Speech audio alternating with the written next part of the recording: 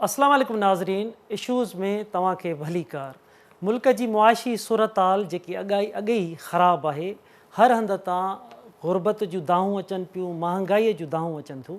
इन सूरत हाल में अगरि सरकार पेट्रोल जा अघ दर्जने भेरा वरी वधाए छॾे, एतिरा भेरा वधी वियो आहे, हिकु दफ़ो ॿीहर वरी 12 रुपया वधी वञे, त उहो पहिरियों भेरो ईअं थियो आहे त 150 खां पेट्रोल लीटर क्रॉस करे चुको आहे। 148 वारो 160 ते पहुची चुको आहे। लाज़मी आहे अॻई जॾहिं मुल्क में एॾी महांगाई हुजे, मथां पेट्रोल जा अघ वधी वञनि, माण्हू गुरबत जी चकीअ में पीसजी रहियो आहे। ट्रांसपोर्ट जा भाड़ा असां ॾिसूं, उहे हिकदमि अचानक ओचितो डबल ट्रिपल ताईं वञी पहुचनि था। इन खां सवाइ ॿिया जेके प्रॉब्लम्स माण्हू सां गॾु हुजनि था, भले बिजली जो बिल हुजे, ॿारनि जी फीस हुजे, घरनि जा किराया हुजनि, ॿिया समूरा जेके ज़िंदगी जा कारवार, उन में हिकदमि अचानक इज़ाफ़ो थी वञे त माण्हू उन ज़िंदगीअ खे बैलेंस कीअं कंदो। उन ई सूरत में जॾहिं न के ज़रिया वधनि, न पघारूं माण्हूअ जूं वधनि, हिन सूरत हाल में फ़क़ति माण्हूअ खे इहो ॿुधाइजे त इंटरनेशनल मार्केट जी इहा सूरत हाल आहे, उन जे करे असां इहे अघ वधाए रहिया आहियूं। त माण्हूअ जो जेको पेट आहे, जेके ग्राउंड रियलिटीज़ आहे, उहा ॿी हुजे थी। मुआशी जेकी अंग अखर ॾिना था वञनि था, उन में तमामु घणो फ़र्क़ु हुजे थो। इन सूरत हाल ते असां ॻाल्हि ॿोल कंदासीं त मुल्क में हीअ सूरत हाल पैदा थी आहे। हाणे इन जी बैलेंस कीअं थींदो, माण्हुनि जूं दाहूं अची रहियूं आहिनि, सूरत हाल ॾींहों ॾींहुं गंभीर थींदी थी वञे। मुआशी माहिरनि असांखे जॉइन कयो आहे, असांजे रिपोर्टर्स जॉइन कयो आहे। असां उन्हनि सां हिन सूरत हाल ते तफ़सीली ॻाल्हि ॿोल कंदासीं। कराची स्टूडियो में असांखे जॉइन कयो आहे अतीक़ुर रहमान साहब, मुआशी माहिर आहिनि। जॾहिं त सखर मां सदर चैम्बर ऑफ कॉमर्स जा सदर आमिर ख़ान गोरी साहब, उन्हनि बि असांखे जॉइन कयो आहे। हैदराबाद मां असांखे डॉक्टर मुराद इक़बाल पंवर मुआशी माहिर आहिनि, उन्हनि बि जॉइन कयो आहे। जॾहिं त सखर मां असांजे रिपोर्टर जान मोहम्मद महर असां सां गॾु हूंदा, नवाबशाह मां अमीर चांडियो हूंदा, हैदराबाद मां इमाम अली भलाई, लाड़काणे मां हनीफ़ सुहाग हूंदा। तव्हां सभिनी खे वेलकम थो चइजे।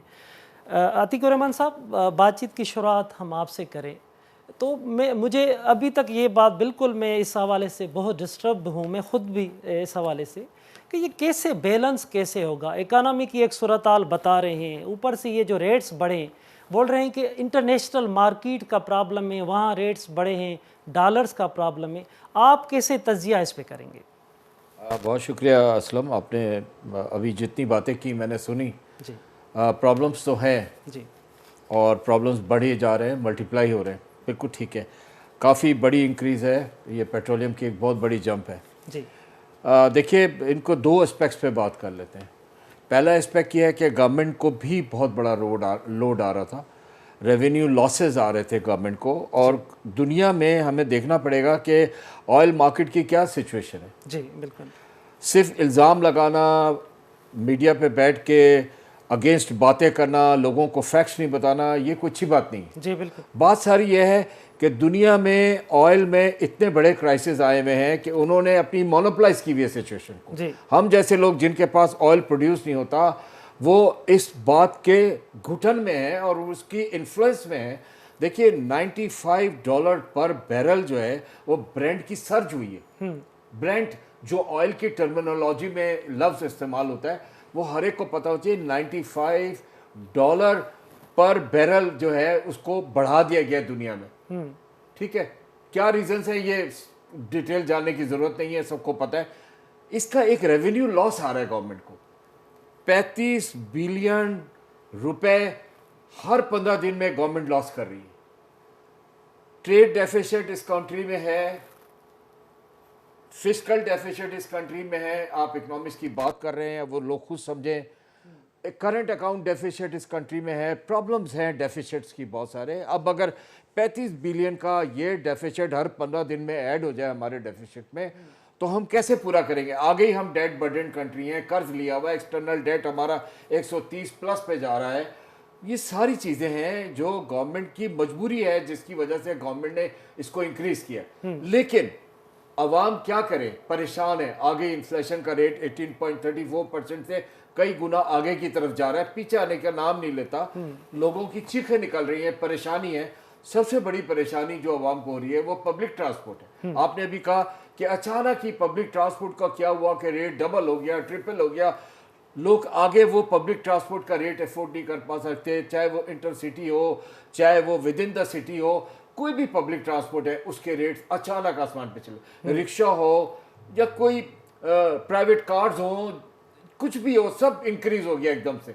ये पहले नहीं अफोर्ड कर पा रहे थे, ये एक बहुत बड़ा प्रॉब्लम। दूसरा जो सबसे बड़ा प्रॉब्लम आया ये कि हमारे पास कुछ पावर प्लांट्स हैं जी जो फर्नेस ऑयल फायर्ड होते हैं, जैसे कोल फायर्ड होते हैं, तो इस तरह उन प्लांट्स की भी जो कॉस्ट है वो बढ़ती चली जाएगी। दार मौला उसका असर हमारे इलेक्ट्रिसिटी के टैरिफ पे आएगा, ठीक है ना, वो भी एक रेवेन्यू लॉस हमें आने जा रहा है। इसके अलावा हम देख रहे हैं कि हमारी लॉजिस्टिक सपोर्ट सर्विसेज ख़राब हो रही हैं। पब्लिक ट्रांसपोर्ट की जगह जो ट्रांसपोर्ट होता है, सब्जी है, दाल है, आलू है, टमाटर है, जो भी है रूरल से अर्बन में आ रहा है वो एक महंगा, और फिर यहाँ से जो सामान आगे जा रहा है अप कंट्री वो भी महंगा हो रहा है। तो क्या हो रहा है कि कंज्यूमर गुड, जिसे FMCG कहते हैं, फास्ट मूविंग कंज्यूमर गुड, जो डेली इस्तेमाल की चीजें हैं, वो अचानक उनके दाम जो है ना वो खुद ब खुद बढ़ने शुरू हो गए। देखिए ना, एक चीज आप 100 रुपए की लेते थे, वो इन्फ्लेटरी था, पहले उसकी कीमत 20 रुपए होती थी, वो अचानक 100 रुपए हो गई, अब वो 120 रुपए हो गई। मकसद ये क्या हो रहा है बिल्कुल अतिक साहब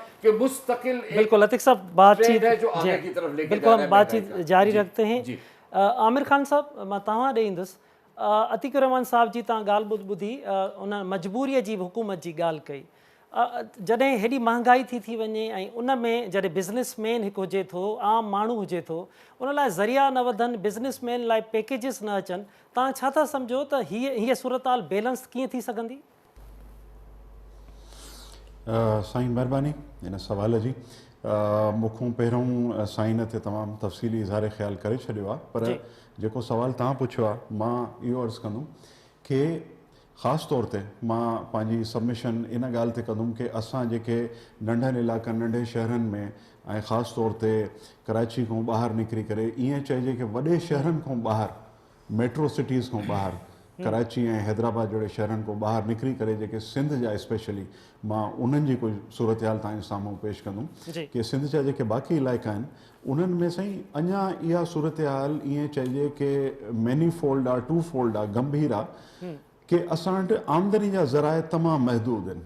असां वटि सखर में, लाड़काणे में, खैरपुर में, शिकारपुर में, सिंध जे मुख़्तलिफ़ इलाइक़नि में इंडस्ट्री तमामु घटि आहे। असांजो वधीक में वधीक जेको दारोमदार आहे सॼी सिंध जो उहो आहे साईं ज़राअत ते, ऐं उन सां गॾियल जेकी ट्रेड आहे, तिजारत आहे, उन ते।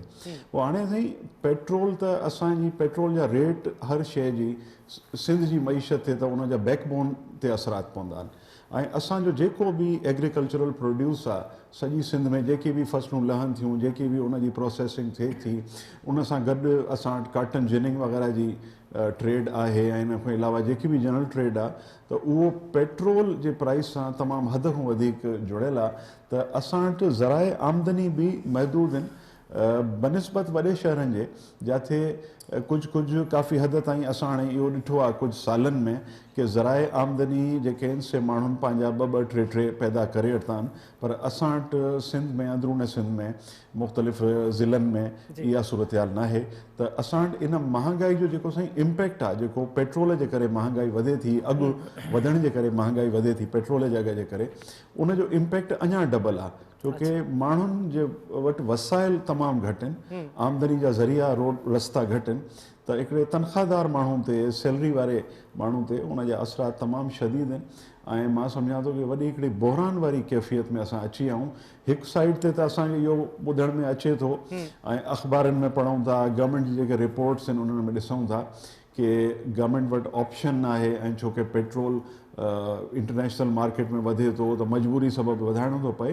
पर ॿी साइड ते असांखे इहो इन जो बि जवाबु सही सम्झ में नथो अचे कि आख़िर असांजा ज़राए आमदनी कीअं वधंदा। हाणे अगरि तव्हां मूंखे इजाज़त ॾियो त मां उन ते अर्ज़ु इहो रखां कि असां वटि सखर में, सखर खां वठी मतिलबु ईअं चइजे कि कश्मोर खां कंदकोट ऐं वेंदे जेके बि असांजा ॿिया ज़रई इलाइक़ा आहिनि अप अंटिल हैदराबाद ताईं, त मां इहो चवंदुमि कि साईं उन में जेसि ताईं असां वटि नंढी सनअतनि जी बहाली जो अमल शुरू न कबो तेसि ताईं असां वटि ख़ुशहाली न ईंदी, ज़राए आमदनी न वधंदा। त पेट्रोल जो अघु त जीअं मां पढ़ियो आहे ऐं असांखे सखर चैम्बर में बि इन जी रिपोर्ट्स मिलंदियूं कि पेट्रोल जो अघु त अञा वधंदो, ईअं चवनि था, ॿुधण में ईअं थो अचे कि अञा इहो इंटरनेशनल मार्केट में वधंदो। उहो अगरि असांजे वस में न आहे त असां पंहिंजे मुक़ामी सतह ते रोज़गार ते फोकस कयूं, जी। उहो असां लाइ ज़रूरी आहे। ठीक है महिरबानी। सर। डॉक्टर साहिबा, सूरताल मुल्क जे अंदरि जेकी नज़र अची रही आहे, ग्राउंड रियलिटीज़ अगरि ॾिसूं था त माण्हुनि सां जेको असां ॻाल्हि ॿोल कयूं था, माण्हू था चवनि असां गोश्त जी मच्छीअ जी त ख़्वाहिश हाणे नथा कयूं, फ़क़ति दाल जो जेको आहे उहो बि गुज़ारो थी सघे। वरी ॿिए तरफ़ सरकार चए थी ग्रोथ रेट वधी रहियो आहे, मुआशी बहितरी अची रही आहे। माण्हुनि खे मां तव्हां खां पुछंदुसि त माण्हुनि खे सरकार जी इहा दावा महसूसु फील छो न थी रही आहे? बिस्मिल्लाहिर्रहमानिर्रहीम। असां पहिरीं त पंहिंजी इकनॉमी पाकिस्तान जी ॾिसूं जी त पाकिस्तान जी इकनॉमी, पाकिस्तान में असां सभु आहियूं, असांजी हेॾी वॾी पॉपुलेशन आहे जी ऐं बकौल एडम स्मिथ जे त जेको माण्हू दुनिया में अचे थो सो ॿिनि हथनि सां अचे थो जी ऐं उन्हनि हथनि सां सभु कुझु करे सघे थो, हर शइ प्रोड्यूस करे सघे थो। अलाह पाक हुनखे एतिरा ॾिनी आहे, कुवत ॾिनी आहे जो हुन में स्ट्रॉन्ग थी का प्रोडक्शन करे सघे थो। मसइलो असांजो हीअ आहे त असां वटि कुझु जेके पॉलिटिकल इशू आहिनि, कुझु असांजा पंहिंजा पाण सां क्रिएट कया आहिनि इशू, त महांगियूं शयूं ख़रीद था कयूं, ब्रांडेड शयूं वठंदासीं, इम्पोर्टेड शयूं वठंदासीं। ज़ाहिर आहे उन्हनि जे लाइ जॾहिं इम्पोर्टेड शयूं असीं वठंदासीं त असांखे दिमाग़ में रखणु घुरिजे त असांजो पैसो ॿाहिरि वेंदो। जी बिल्कुलु। जॾहिं बि इम्पोर्ट वधंदी आहे तॾहिं खसारो थींदो आहे। इंटरनेशनल लेवल ते असां जॾहिं ॻाल्हि कयूं था त जेको बि इंटरनेशनल लेवल ते ॾे वठि थिए थी सभु थिए थी डॉलर्स में। ऐं डॉलर जी तव्हां ॾिसो त पाकिस्तान जॾहिं 1947 में डॉलर हिकु रुपयो क़ीमत हुई डॉलर जी, जी अॼु वञी थी आहे 180 रुपीज़। सही इन स्पीड में डॉलर वधियो आहे। हाणे डॉलर हिकिड़े पासे वधियो, उन खां पोइ असां जीअं अदा ॿुधायो त असांजी जेकी ऑयल जी जेका आहे सा इंटरनेशनल डिमांड आहे, इंटरनेशनल लेवल ते असीं ख़रीद कयूं था ऐं उन में जॾहिं बि इंटरनेशनल लेवल ते प्राइसिस वधंदियूं त ज़ाहिर आहे असांजी नेशनल लेवल ते वधंदियूं। तव्हांजो सुवालु आहे त माण्हू जेके वीचारा न गोश्त था खाइनि, न मच्छी था खाइनि, न चिकन था खाइनि, हाणे दाल ते आया आहियूं त असां वटि जेका प्रोडक्शन थिए पई, असांजी प्रोडक्शन जेका ॾींहं बाए ॾींहं घटि थींदी पई वञे। छो पई घटि थिए? मेन मसइलो असां वटि त असां वटि पाणीअ जी खोट आहे, असां वटि जेको सो फर्टिलाइज़र जी खोट आहे। इवन असां ॾिसूं त फर्टिलाइज़र जी खोट छो आहे, असां हुन मसइले जो हल ॻोल्हियूं त दाल बि असीं छो नथा वधीक प्रोड्यूस करे सघूं। फर्टिलाइज़र असां वटि आहे, असां छो न वधि में वधि फर्टिलाइज़र जा कारखाना पंहिंजे मुल्क में खोलियूं, बजाए हिन जो असां इम्पोर्ट पिया कयूं। जी असां वधि में वधि फर्टिलाइज़र प्रोड्यूस करियूं, उन खां पोइ प्रोडक्शन प्रोड्यूस करियूं। असां वटि लेबर तमामु घणो आहे। जी बिल्कुलु। चाइना हेॾो अॻियां वियो हलियो, सही दुनिया में अॻियां कीअं वियो हलियो? पंहिंजी पॉपुलेशन जे करे वियो हलियो। सही हुनजी फुल पॉपुलेशन एम्प्लॉयड आहे। असांजो मेन जेको मसइलो ई आहे बेरोज़गारी। तव्हां ॾिसो केतिरा नौजवान शहर में निकिरंदी आहे त मूंखे रहम ईंदो आहे त केॾा नौजवान ईअं बेरोज़गार वेठा आहिनि। बिल्कुलु आहे बिल्कुलु। इन्हनि सभिनी खे तव्हां यूटिलाइज़ कयो, तव्हां वधि में वधि रोज़गार मुहैया कयो माण्हुनि खे, प्रोडक्शन खे वधायो, मैनेजमेंट वधायो, जी हाँ बिल्कुलु। मैनेजमेंट खे स्ट्रॉन्ग कयो। सही। तव्हां ॾिसो असांजी मार्केट में जॾहिं वञूं था फ्रूट पियो आहे, फ्रूट गार्डन ते रखियो आहे। जी हाँ बिल्कुलु। हिकिड़ो ॾींहुं वञिबो आहे ॾाढो फ्रेश लॻंदो आहे, ॿिए ॾींहुं उनखां पोइ ख़राबु, ॿिए ॾींहुं टे ॾींहुं उनखां पोइ ढेर ते पियो हूंदो आहे। इहो छो आहे? सही। छो न असीं वधि में वधि स्टोरेज खोलियूं, इहे ई फ्रूट असां स्टोर में रखूं, इन जूसिस ठाहियूं, इन्हनि जा टिन्स ठाहियूं, इहे एक्सपोर्ट करियूं, उन मां कमायूं। बिल्कुलु आहे। असांजे कमाइण जा ज़रिया जेके आहिनि से असांजो यूटिलाइज़ ई कोन था थियनि। बिल्कुलु डॉक्टर साहब। माण्हुनि वटि माशाल्लाह जेको पैसो आहे सो फॉरेन इन्वेस्ट पिया कनि, बजाए फॉरेन जे पंहिंजे मुल्क में इन्वेस्ट कयो। असां वटि जेके रॉ मटीरियल्स उन्हनि खे यूटिलाइज़ कयो, उन में वधि में वधि कमायो। बिल्कुलु। रोज़गार हिकिड़े पासे वधंदो, महांगाई ॿिए पासे ख़तमु ठीकु आहे थींदी। ठीकु आहे डॉक्टर साहिबा। दाल जे बदिरां गोश्त खाईंदा। जी डॉक्टर साहिबा, ॻाल्हि ॿोल जारी रखूं था। जान मोहन, डॉक्टर साहिबा जी बि तव्हां ॻाल्हि ॿुधी त बेरोज़गारी उन जो को हल नथो कढियो वञे, नौजवान रस्तनि ते बेरोज़गार नज़र अचनि पिया। सरकार महांगाई त करे थी, पेट्रोल जा अघ बि वधनि था, पर पैकेजिस हूंदा आहिनि सॼी दुनिया जे अंदरि। हुकूमतूं ग़रीब माण्हूअ लाइ पैकेज, हिते बि दावा त कयूं वेंदियूं आहिनि। तव्हांखे ग्राउंड रियलिटीज़ छा पई नज़र अचे? आवाम में केतिरी बेचैनी ॾिसो था? असलम साहब, बिल्कुलु जीअं ॿियनि मोज़िज़ महिमाननि ॻाल्हायो पए, जी असां वटि हिन वक़्तु तमामु गंभीर क़िस्म जी सूरत हाल आहे। पेट्रोलियम मसनूआत जा जेके अघु वधनि पिया, उन ते आम ज़िंदगी ते त तमामु वॾो असरु पए पियो, पर ख़ुदि बेरोज़गारी अञा वधे पई। तव्हां इंडस्ट्रीज़ में ॾिसो, ॿियनि शोबनि में ॾिसो, प्राइवेट सेक्टर में ख़ासि करे, त जिते 50 माण्हू कमु कंदा हुआ पेट्रोलियम मसनूआत में जे अघनि में इज़ाफ़ो थियण खां पोइ उन्हनि खे घटाए करे किथे 40 जो अंग 50 मां 10 माण्हुनि खे उन्हनि फ़ारिग करे छॾियो आहे, किथे 20 माण्हुनि खे उन तादाद जेको आहे एम्प्लॉइज़ जो घटि कयो आहे, ऐं गॾोगॾु पघारूं जेतिरियूं वधाइणु खपनि उन्हनि जूं उहे बि न आहिनि वधायूं, घटि पघार ते, ऐं ॿियो वरी एम्प्लॉयमेंट जेका आहे उहा बि घटि पई थींदी वञे, जंहिंजे करे बेरोज़गारी जेका आहे उहा वधे पई। आम जेको मज़दूर आहे उनजी उहा ॾियाड़ीअ वारी मज़दूरी जेका आहे उहा ओतिरी आहे, ऐं पेट्रोलियम जा अघ वधण जे करे मार्केट में जेके खाद्य खुराक जूं शयूं आहिनि उहे ॾींहं ब ॾींहं वधनि पियूं, जंहिं करे आम ज़िंदगी जेका आहे माण्हूअ जी गुज़ारणु तमामु ॾुखियो आहे। असां वटि जेको हिते फैमिली सिस्टम आहे, घणो करे जॉइंट फैमिली आहे, हिकिड़ो अगरि घर जो भाती कमाइण वारो आहे त पुठियां 10-12 भाती खाइण वारा आहिनि, मतिलबु हिकु फैमिली सिस्टम हिते असां वटि अहिड़ो आहे जो घर जे अंदरि कमाइण वारा भाती जेके आहिनि घटि आहिनि, ऐं रहाइश पज़ीर हिकु घर में वधीक माण्हू आहिनि, जंहिंजे नतीजे में हिन वक़्तु समूरो उन्हनि जो जेको वहिंवार आहे, घर जो सिस्टम आहे, उहो डिसबैलेंस थी वियो आहे। त हाणे हिन थोरी जेका इनकम आहे हिन में घर कीअं हलाइजे, हालात जेके आहिनि उहे अञा बि वधीक ख़राबु थी सघनि था। मुंहिंजी कुझु पेट्रोलियम जे शोबे सां मसनूआत सां लाॻापियल जेके बिज़नेसमैन आहिनि उन्हनि सां ॻाल्हि ॿोल थी आहे, हू ॿुधाइनि था पिया त ताज़ो जेको रूस ऐं यूक्रेन जे विच में शिकताण हली रही आहे, हालतूं जंग जे तरफ़ वधनि पियूं, ताज़ी जेके पेट्रोलियम मसनूआत में इज़ाफ़ो थियो आहे अघनि में, उहो उनजो नतीजो आहे।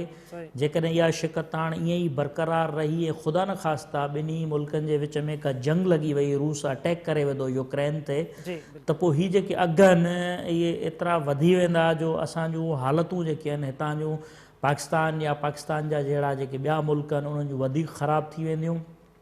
हिन शिकताण सां रूस खे ॿुधायो वञे पियो त बाक़ाइदा फ़ाइदो आहे, छाकाणि त रूस में पेट्रोल जी जेका खपत आहे, इस्तेमालु आहे मुल्क जे अंदरि, उहो घटि आहे, हू ॿाहिरि विकिरो वधीक पिया कनि, जंहिंजे करे रशिया खे हिन शिकताण जे नतीजे में तमामु घणो फ़ाइदो थी रहियो आहे। ख़ुदि अमेरिका बि हिन मामले में इन्वॉल्व थियो आहे, रोज़ु अमेरिका ऐं रूस जे विच में बयानबाज़ी थिए पई, ऐं इन जो मार्केट ते इंटरनेशनल जेको पेट्रोल मार्केट आहे उन ते असर पवनि पिया, ऐं रेट्स जेके आहिनि उहे वधनि पिया। नतीजे में फ़ाइदो जेको आहे रूस ऐं सऊदी अरब खे थिए पियो। इहे ॿई मुल्क वधि खां वधि तेल जेको आहे उहो पैदा कंदड़ आहिनि, ऐं शिकताण जे नतीजे में अञा इहे अघ वधी सघनि था। ख़ुदा न ख़ास्ता जंग लॻी त अञा हालतूं जेके आहिनि ख़राबु थी वेंदियूं, ऐं मसनूआत पेट्रोल मसनूआत जा अघ वधंदा। ज़ाहिर आहे उनजो पाकिस्तान ते बि तमामु घणो इम्पैक्ट ईंदो। तव्हां ॾिसो त कुझु साल अॻु जॾहिं कोरोना वारी सूरत हाल थी त $50 फी बैरल जेको आहे उहो तेल जा अघ हली रहिया, हिन वक़्तु उहो $95 पर बैरल हलनि पिया, ऐं जेकॾहिं अञा बि इहा शिकताण रही त पोइ ख़बर न आहे त इहे रेट्स किथे पहुचनि। बिल्कुलु जानमन, वाक़ई सूरत हाल ख़राबु थींदी पई वञे।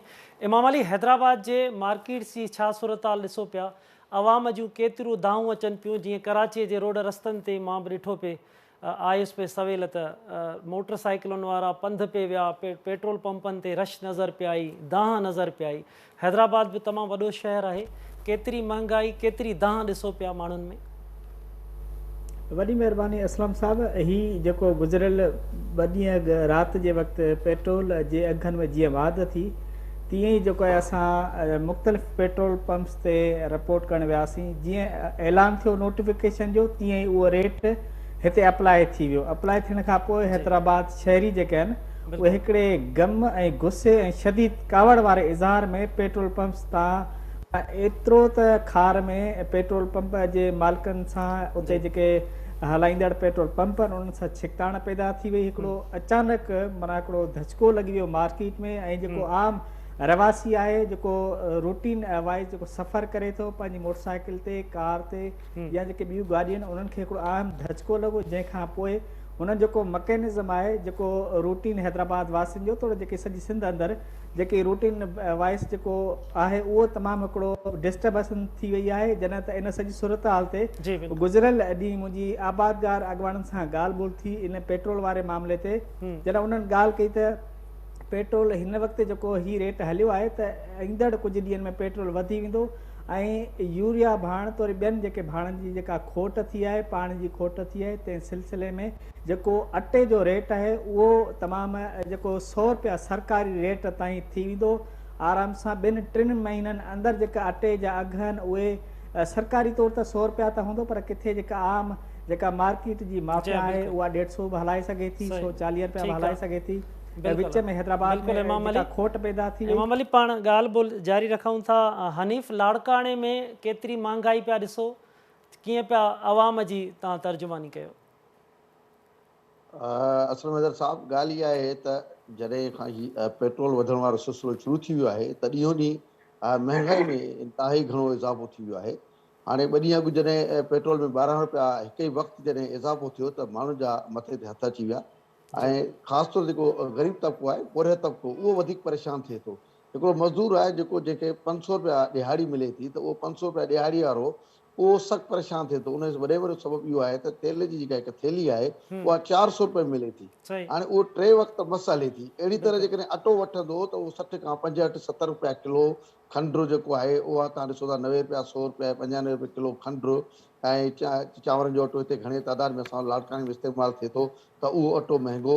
आम जेका सब्ज़ी आहे, तव्हां सब्ज़ी ॾिसो त हिकिड़ो वाङण आहे जेको 10 रुपया किलो विकिरो थींदो, हाणे 60 रुपए, 50 रुपए, 60 रुपए वाङण किलो थो मिले। ऐं पटाटो, हर शइ, मतिलबु टमाटो 100 रुपए किलो, 100 खां मथे केॾी महिल विकिरो थींदो। ओचितो मंडी जेको आहे वधी थी वञे। त यानी तव्हां ईअं सम्झो त खाधे पीते वारियूं शयूं जेके आहिनि इंतिहाई चोट चढ़ियल आहिनि। ऐं उनखां पोइ उन्हनि खे जेके महांगाई जेके हथरादू थिए थी, हिकु त उन्हनि ते कंट्रोल करण लाइ लाड़काणे जी इंतिज़ामिया उहो नज़र अचे कोन पई। हिते जेका कमिटीज़ मुख़्तलिफ़ जुड़ियल हूंदियूं आहिनि, उन्हनि जे जेके हथरादू अघु वधाइनि था, उन्हनि जे उहा टीमूं जेके नज़र अचनि कोन पियूं जो उन्हनि ते कंट्रोल कराए सघिजे। त पेट्रोल वधण सां रोज़ानो जेको आहे, जेके खाधे पीते वारियूं शयूं जेके महांगियूं थियनि थियूं, फ्रूट, गोश्त, मच्छी, इहे त परे जी ॻाल्हि आहे। ही आम सब्ज़ी खाइण लाइ माण्हू जेको आहे हिन वक़्तु परेशान आहे। गुज़री जॾहिं ऐं मुंहिंजी हिननि सां मुख़्तलिफ़ हिन पेट्रोल वधण वारे मामले ते मुख़्तलिफ़ माण्हू जॾहिं ॻाल्हि ॿोल थी, त हिकिड़े माण्हू त झोली खणी जेको आहे हुकुमरान खे पिटूं पए ॾिनियूं ऐं उन चयो त आख़िर असां वेंदासीं काॾे, हुकुमरान असांजे कॾहिं छो पइजी विया आहिनि। ऐं रक्षन वारनि जो इहो चवणो हुयो त असांखे किराया उहे साॻा ई मिलनि था, पेट्रोल वधे थो, किरायो साॻियो मिले थो। बिल्कुलु, किरायनि जा अघ तमामु घणा वधी विया आहिनि। अमीर, नवाब शाह में छा सूरत हाल आहे? जी असलम साहब, महिरबानी। पाकिस्तान जे 2 शहरनि जे लाइ नवाब शाह जा जेके रहवासी आहिनि उहे बि पेट्रोल जे वधण खां पोइ सख़्तु परेशानी जो शिकार थी विया आहिनि। मां तव्हांखे ॿुधाईंदो हलां, पेट्रोल जे वधण सां जेके किराया आहिनि उहे ट्रांसपोर्टनि पाण मुरादो वधाए छॾिया आहिनि। उन खां पोइ आम मुसाफ़िर वारी गाॾियुनि ते ऐं आम माण्हुनि ऐं ट्रांसपोर्ट में जहिड़ा वधी विया आहिनि। ऐं ॿियो जेको पेट्रोल वधी 147 रुपया 83 पैसा हुयो, हाणे उनजी क़ीमत 159 रुपया 86 पैसा आहे। त हिते जेको विकिरो थिए पियो थो उहो 161 160 रुपया विकिरो थिए पियो। ज़िले इंतिज़ामिया पारां हिन वक़्तु का बि जेके कमेटियूं हुजनि उहे ख़ामोश बणियल आहिनि, न ई को चेक एंड बैलेंस आहे। ऐं जेके आम माण्हू जेके आहिनि उहे सख़्तु परेशानी जो शिकार आहिनि। काम जेको किराया वधी विया आहिनि, छा पेट्रोल जॾहिं वधे थो त उनजो बर्डन सिधो आम माण्हू ते पवे थो। उन करे जेको आम माण्हू आहे सख़्तु परेशानी जो शिकार आहे, चेक एंड बैलेंस कोन्हे को।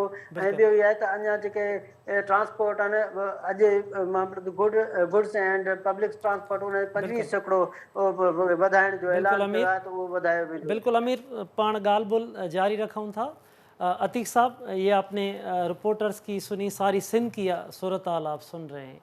कैसे लोग कैसे हुकूमती दावा को माने कि भाई मुआशी प्रॉब्लम्स हल हो रहा है? अफ़गानिस्तान को वहाँ पर इमदाद भेजी जा रही है, लोगों की ये हाल है, आप कैसे इस पे तजिया करेंगे? परेशान कुन तो सूरत हाल है और परेशानी बढ़ती जा रही है। ये बहुत अच्छा तजिया पूरी एक दोस्तों ने किया, एक लंबी लिस्ट है दोस्तों की जो कर रहे थे। बात सारी है कि ये प्रॉब्लम्स नहीं आते इतने। ठीक है, मैंने आपसे कहा कि इंटरनेशनल मार्केट में, और दोस्तों ने भी एग्री किया मेरे साथ कि काफ़ी पेट्रोलियम के जो प्राइसेस हैं वो बढ़ रहे हैं, जिसका असर हमारी रेवेन्यू लॉसेस पर आ रहा है। जैसे जान मोहम्मद ने भी आपने सुना रूस और यूक्रेन का। बिल्कुल, ये सारी चीज़ें अपनी जगह पर हैं, लेकिन बात सारी है कि हमारी भी एक गलती बहुत बड़ी हो गई, और वो गलती ये है कि हमने स्टोरेज कैपेसिटीज़ नहीं बनाई। अगर स्टोरेज कैपेसिटीज़ में, देखिए आपको बहुत ज़्यादा बड़ी मिसाल मैं नहीं दूंगा। पहले ब्रेक बल्क शिप्स होते थे, पहले खुले हुए जहाज़ होते थे, उन पे कंटेनर्स नहीं आते थे, और उनकी जो अंडरग्राउंड लोडिंग होती थी उसमें ऑयल आता था और ऊपर माल चला जाता था, ठीक है। जी ब्रेक जापान ने ये देखा कि उसके पास कैपेसिटी नहीं है स्टोरेज की, तो उसे कंटेनर्स डेवलप कर लिए। कंटेनर डेवलप करके समुद्र में जहाज़ों पर अपने माल को कंटेनर्स में लाद लाद करके सारी दुनिया में भेज दिया। जब जापान जैसा मुल्क ऐसे कर सकता है, अपनी स्टोरेज कैपेसिटीज ऑन सी बना सकता है, समुद्र में बना सकता है, और वो कंटेनर्स इन्वेंट होते हैं, फिर कंटेनर की शक्ल निकलती है, तो वो ब्रेक बल्क शिप्स जो है वो खत्म हो गए और अब कंटेनर शिप्स आ गए। तो वो सारे कंटेनर्स को उस कंटेनर्स के अंदर अपनी स्टोरेज करके माल जो बनाया उसको स्टोरेज किया, जो बनाया स्टोरेज किया और भेज दिया सारी दुनिया। इसी तरह हम भी अगर थोड़ा सा अक्ल से काम लें, हम क्यों नहीं, हमारे पास इस किस्म की कोई क्वालिटी प्रोड्यूस हो रही या डेवलप हो रही जिसमें हम ऑयल को या गैस को या जो भी हमारी ये सारी चीज़ें जो इतनी मुश्किल कर देती हैं दुनिया में, जब ये लोग चाहते हैं अपनी परेशानियों को या अपनी डिक्टेशंस के थ्रू डिक्टेट करते हैं, और छोटे जो डेवलपिंग कंट्रीज़ हैं पाकिस्तानी की तरह वो सफ़र करते हैं, अल्टीमेटली उनके अवाम परेशान होते हैं।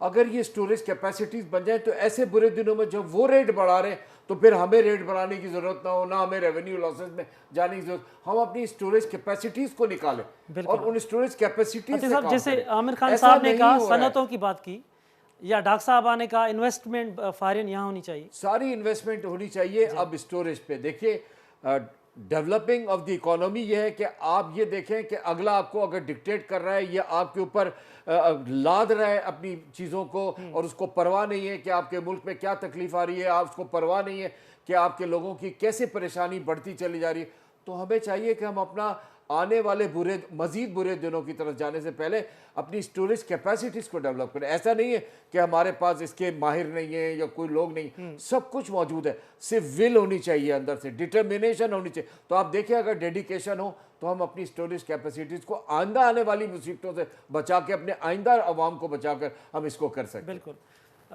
आमिर खान साहब, तव्हां वटि कहिड़ियूं सलाहूं हूंदियूं? तव्हां ॾिसो पिया, बिज़नेस खे बि ॾिसो था, मुआशी माहिर बि आहियो, कहिड़ियूं सरकार खे सलाहूं तव्हां ॾींदव?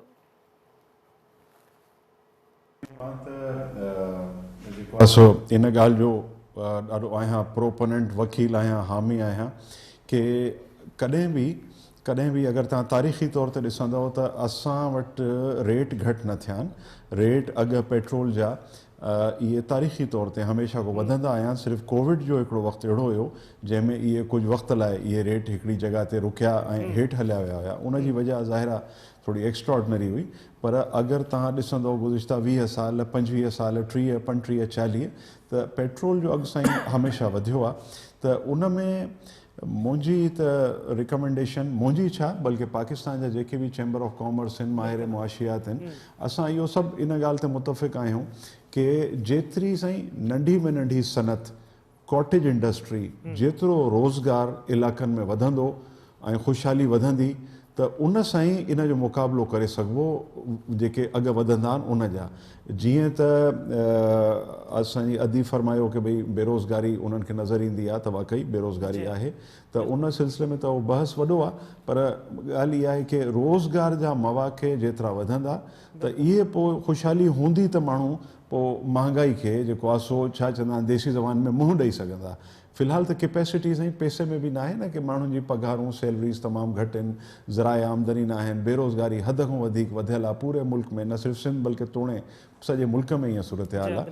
त उन जो साईं हल पेट्रोल खां अलावा कि असां स्टोरेज वधायूं या ॿिया कहिड़ा अहिड़ा हुकूमत स्टेप्स खणे जंहिंमें इहा सूरत हाल कंट्रोल में अचे। पर उन खां अलावा सिंस पेट्रोल असांखे घुराइणो ई घुराइणो आहे, ॿाहिरनि मुल्कनि मां असां वटि एतिरो पैदा न थींदो आहे। असांखे जेको कमु करिणो आहे हाणे अॻिते अचण वारे 5 सालनि में, ख़ासि तौर ते मां सिंध जी ॻाल्हि कंदुमि, मां सिंध में रहंदो आहियां त मुंहिंजो फोकस सिंध ते वधीक आहे कि असां रोज़गार जा मौक़े पंहिंजे नौजवाननि लाइ वधायूं त असां इन्हनि ॻाल्हियुनि में अॻिते निभाए सघंदासीं, वरना असां लाइ ॾाढो मुश्किल। अच्छा आमिर साहब, दावा कई वई सरकार वफ़ाक़ी हुकूमत पारां बि त बिज़नेसमैन जेके आहिनि उन्हनि खे पैकेजिस ॾिना पिया वञनि। सखर में तव्हां ॾिठो भला त के जेके बिज़नेसमैन खे को फ़ाइदो मिलियो हुजे? साईं न, विफ़ाक़ जी तरफ़ों के अहिड़ा पैकेजिस त कोई बि अनाउंस न कया विया आहिनि जंहिंमें इहो चयो वञे कि भई उन में कोई कारोबारी तबके खे या सनतनि खे फ़ाइदा हुजनि। हिकिड़ो पैकेज जेको आहे सो विफ़ाक़ जी तरफ़ों टेक्सटाइल एक्सपोर्टर्स लाइ गारमेंट ठाहींदा आहिनि ऐं टेक्सटाइल प्रोडक्ट्स ठाहे एक्सपोर्ट कंदा आहिनि, उन्हनि लाइ बिजली ऐं गैस जे रेटनि खे कुझु मख़सूस कयो वियो आहे, त उन जे करे कुझु असांजी टेक्सटाइल एक्सपोर्ट थोरी वधी आहे। पर ज़ाहिर आहे की उन हिकिड़ो ॾाढो नंढो सैकिड़ो आहे, उनजो ॿिए मुल्क में जनरल ख़ुशहाली सां एॾो वास्तो न आहे। ईअं चइजे की 400-500 वॾा जेके एक्सपोर्टर्स आहिनि उन्हनि खे उनजो कुझु बेनिफिट मिलियो हूंदो, ऐं ज़ाहिर आहे उनजो इम्पैक्ट जेको आहे सो आम आवाम में नथो पहुची सघे। त सखर में सिंध में कोई अहिड़ा पैकेजिस न आहिनि। बिल्कुलु डॉक्टर साहब चवनि पिया, तव्हां बि ॿुधो पिया त अघ पेट्रोल जा अञा वधंदा, 250 ताईं बि वञी सघनि था। अगरि इहा सूरत पैदा थिए थी त पोइ छा थींदो समाज जो, कीअं माण्हू कीअं गुज़ारो कीअं कंदो? बसि अञा कुझु अलाह रहम पंहिंजो कंदो। हूअं तव्हां ॾिसो त ॾींहं पाए ॾींहं क़ीमतूं वधियूं ई आहिनि जी घटियूं। जीअं अदाब चयो त जीअं पेट्रोल जी क़ीमत असां कॾहिं कोन ॿुधी त का घटिजी, क़ीमतूं वधियूं ई आहिनि। पर असां इहो ई कंदासीं त वधि में वधि प्रोडक्शन खे वधायूं, मार्केट मैकेनिज़म खे स्ट्रॉन्ग कयूं, मार्केट में असांजूं काफ़ी शयूं जेके वेस्टेज थियनि थियूं उन्हनि खे ॾिसूं, ऐं मेन ॻाल्हि त औरतुनि जी पढ़ाई वधायो। बेरोज़गार ॾिसो नौजवान वेठा आहिनि, उनखां पोइ केतिरियूं उन्हनि जी औरतूं भेणूं माऊं जेके आहिनि घर में वेठियूं आहिनि, उन्हनि जे लाइ अहिड़ो को सिस्टम करे जो उहे घर वेठे ई कुझु प्रोडक्शन कनि। जीअं पैकिंग आहे, शयुनि खे बंदि करे बॉक्सिस ठाहे पोइ घरां खणी वञनि। अहिड़े तरीक़े सां फुली एम्प्लॉयमेंट जेसि ताईं न थींदी, जेको मां पहिरीं खां चवां पई, त जेकॾहिं क़ीमतूं अलाह कयो जे वधंदियूं त अलाह कंदो प्रोडक्शन बि असांजी वधंदी। जीअं असांखे सभु चवंदा त पाकिस्तान में छा आहे, पाकिस्तान में असीं आहियूं। असांजे सभु जेकॾहिं फुली जेको सो महिनत करियूं ऐं हर माण्हू जेको का न का शइ प्रोड्यूस करे, जीअं स्मॉल स्केल इंडस्ट्रीज़ खुलनि या घर जी जेके मायूं सिलाई कनि स्टिचिस करे उहे माण्हू मार्केट में खणी अचनि, पर्सिस ठाहे माण्हू मायूं औरतुनि जी मां ॻाल्हि पई करियां। त जेकॾहिं उहे जेकॾहिं प्रोडक्शन वधाईंदियूं, जॾहिं प्रोडक्शन वधंदी त भले क़ीमत किथे वञे तेल जी पहुचे असां मुक़ाबिलो कंदासीं। बिल्कुलु जालमत वफ़ाक़ी नुमाइंदनि जी तव्हां ॻाल्हि ॿोल ॿुधी हूंदी हुकूमत जी, उन्हनि चयो त असां निज़ाम खे कीअं तब्दील कयूं आहे। अक्सरियत असांखे उहो ॾोह अवाम जो आहे, अवाम उन्हनि खे खटरायो कोन, उन जे करे असां निज़ाम तब्दील न करे सघिया। हीअ जेकी दावा कनि पिया एतिरे वक़्तु गुज़रण खां पोइ, इन में केतिरी वज़न ॾिसो था? ॾिसो जेके बि उन्हनि खे बिल पास करणा आहिनि उहे त तव्हां ॾिसो था न कीअं पास थी था वञनि, क़ौमी असेंबली मां बि सेनेट मां बि उहे थी था वञनि। जेके न थियणा आहिनि उहे नथा थियनि। पर हिन पेट्रोलियम मसनूआत, महांगाई, इन्हनि शयुनि जो मुंहिंजे ख़्याल में आवाम जे वोट सां कहिड़ो वास्तो आहे। अगरि यूक्रेन ऐं रूस जे विच में छिक ताणा त हुन में पाकिस्तानी आवाम जो त को ॾोह न आहे। इंटरनेशनल मार्केट में अगरि तेल वधे थो त उन में आवाम जो ॾोह न आहे। हा इहो आहे त हुकूमतुनि जो इहो कमु हूंदो आहे त जॾहिं बि अहिड़ा हालात पैदा थियनि ग़ैर मामूली क़िस्म जा, त तव्हां पंहिंजे आवाम खे पंहिंजे ख़ज़ाने मां रिलीफ ॾींदा आहियो। अनाउंसमेंट्स हूंदियूं आहिनि, पैकेजिस हूंदा आहिनि ताकी बैलेंस थी सघे जेका बि महांगाई थिए थी या पेट्रोल जूं मसनूआत वधनि थियूं। उहो त आहे कोन। ज़ाहिर आहे पाण कॾहिं IMF खां वठूं था कर्ज़, कॾहिं किथां था वठूं, कॾहिं वर्ल्ड बैंक, कॾहिं किथे, त इकॉनमी बि तबाह थियल आहे, पेट्रोल जा अघु वधनि था त उहे बि इम्पैक्ट ॾियनि पिया मार्केट ते, माण्हुनि जी आम ज़िंदगी ते। हिन वक़्तु जीअं मूं तव्हां सवेर ज़िक्र कयो त मुंहिंजी कुझु पेट्रोलियम मसनूआत सां लॻियल बिज़नेसमैन जेके आहिनि उन्हनि सां ॻाल्हि थी। उन्हनि जो चवणो त जेकॾहिं छिक ताण वधे थी, का जंगी हालतूं पैदा थियनि थियूं त अञा तेल जा अघु वधंदा। पर जेकॾहिं मामूल ते सूरत हाल अची थी वञे, सीज़ फायर थो थी वञे, हर को पंहिंजे बॉर्डर्स खां पोइ ते हटी थो वञे पियो, त पोइ अघु घटिजी बि सघनि था। मतिलबु इहे पेट्रोलियम मसनूआत जा अघु घटिजी सघनि था। हाणे दुआ इहा आहे त ख़ुदा करे इन्हनि ॿिन्ही मुल्कनि जे विच में छिकताण घटिजे, को जंग न लॻे। जेकॾहिं हालतूं ख़राब थियूं, असलम साहब लास्ट तव्हां ॾिठो न ॿाहिरि मुल्क में साइकिल ते वज़ीर आज़म पे हलिया। बिल्कुलु उते त सिक्योरिटी जो बि प्रॉब्लम न आहे। ज़ाहिर आहे उते वज़ीर आज़म साइकिल ते वञी सघे थो। पर असां वटि सही था चओ, बिल्कुलु असां वटि ॾिठो न साबिक़ वज़ीर आज़म यूसुफ रज़ा गिलानी जे पुट खे मुल्तान मां कीअं अगवा कयो वियो हेॾी पब्लिक जे साम्हूं। सरकारी अघु पेट्रोल जो, पेट्रोल वरी सरकारी आहे, उन्हनि खे सरकार खे छा खपे अञा। सही अतीक साहब ॻाल्हि आप आहे। कुछ ही पोज़ीशन जेका आहे बिजली जा अघु, किरावा भाड़ा जेके पब्लिक ट्रांसपोर्ट आहे, इहे अञा वधंदा हिकु ॿिनि बिल्कुलु ॾींहंनि में तव्हां बिल्कुल ॾिसंदव। जनमन सही था पोज़ीशन अञा ॾाढी ख़राब अतीक थी साहब वेंदी। भी इनमें कुछ ऐड पे करना चाहे, अतीक साहब आप भी कुछ ऐड करना चाह रहे थे, और मैं आपसे FBR के रोल पे अगर बात करें तो उस पर भी आप कमेंट कीजिएगा। जी वो बाद में बात कर लेंगे, वो बड़ा इंपॉर्टेंट टॉपिक है वो भी, लेकिन अभी जो मसाइल हैं, परेशानियां हैं, पेट्रोलियम की बात हो रही थी। आमिर खान गौरी साहब सदर है सक्कर चैम्बर ऑफ कॉमर्स, और इत्तेफाक से मेरा ताल्लुक भी Karachi chamber of commerce and industry से है। मैं ये बात बताना चाहता हूँ कि अनएम्प्लॉयमेंट की इतनी खूबसूरत बात उन्होंने की कि अनएम्प्लॉयमेंट चेक होना चाहिए। अनएम्प्लॉयमेंट, इनकी मेरी आवाज़ एक जैसी होगी, सारी चैम्बर्स की आवाज़ एक जैसी है कि किसी न किसी तरह हमें नई इंडस्ट्रीज़ को लगाना है। तो इसके लिए गवर्नमेंट्स को चाहिए, चाहे फेडरल गवर्नमेंट हो चाहे प्रोविंशियल गवर्नमेंट हो, कि वो जो कॉस्ट ऑफ लैंड है ना वो बहुत एक्सपेंसिव है, जिस पे इंडस्ट्री लग नहीं सकती। तो इंडस्ट्री को की कॉस्ट ऑफ लैंड को उन्हें सस्ता करना होगा, और कंसेशन लेक पे इलेक्ट्रिसिटी और गैस और वाटर की टैरिफ्स बनानी पड़ेंगी, जिसको हम कहते हैं इंडस्ट्रियल जोन्स, प्रोसेसिंग जोन्स। ये सारे जोन्स डेवलप करने पड़ेंगे, और जब ये इंडस्ट्रियल जोन डेवलप होंगे, इन पे नई नई इंडस्ट्री लगेगी, और जहां मेड इन पाकिस्तान प्रोड्यूस होगा वहाँ बेपनाह तरीके पे हमारी अनएम्प्लॉयमेंट चेक होगी और लोगों को एम्प्लॉयमेंट भी मिल सके। That is one of the fact कि ऐसा करना पड़ेगा, तब अगर अनएम्प्लॉयमेंट को हमें ख़त्म करना है। दूसरी बात यह है कि आप FBR के बारे में कह रहे थे, तो FBR के बारे में तो हम एक ही बात कहते हैं कि यार आप लोग नोटिस भेजना बंद करें।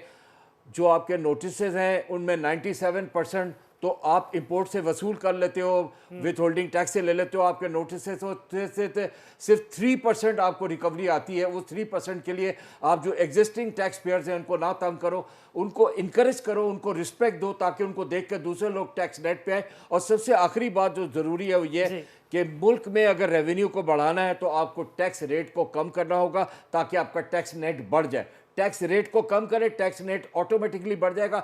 मैं मिसाल देके आपको बताता हूं, रशिया ने अपना टैक्स रेट कम किया, उसका टैक्स नेट डबल हो गया। मैं आपको पहले जापान की मिसाल दी, अब रशिया की दी, मिसालें मौजूद है, खुद फॉलो करें। बिल्कुल टैक्स रेट कम होना चाहिए। अतीक साहब बड़ी आपकी मेहरबानी, आपने टाइम दिया। आमिर खान साहब तव्हांजी मेहरबानी, डॉक्टर साहिबा डॉक्टर मुराद इकबाल पंवर साहिबा तव्हांजी मेहरबानी, जानमंद हनीफ अमीर तव्हांजी मेहरबानी, इमाम अली।